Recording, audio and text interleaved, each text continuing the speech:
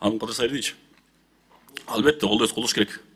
Сизден бир сунушта Нарын областында өзүңүз билесиз, бийлик толу болгондуктан жүрөк оорулар көп катылат, өзүңүз билесиз да. Биздин Нарын областында бир да ангиограф аппарат жок. Өзүңүз билесиз. Сизден сурандычы, Ат-Баш районунда, Нарын облустук бириктирген ооруканасына алып бере аласызбы?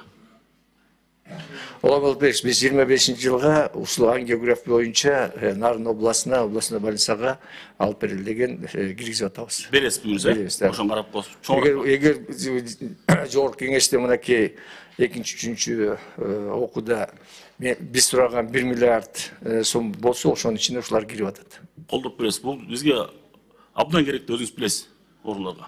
Ошондой эле былтыр сиз өзүңүз ушул макулдап сөз бердиңиз эле, Нарын областында областтык төрөт үйүн куруу максатында, куруу боюнча.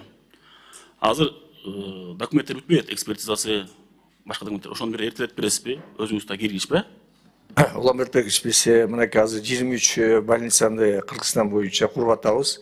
Ошондой эле сиз билесиз, Нарын областында дагы мен главврачына тапшырма бергем. Как проект бүтөрү менен биз курулушту баштайбыз. Акчабыз бар. Рахмат, чоң рахмат.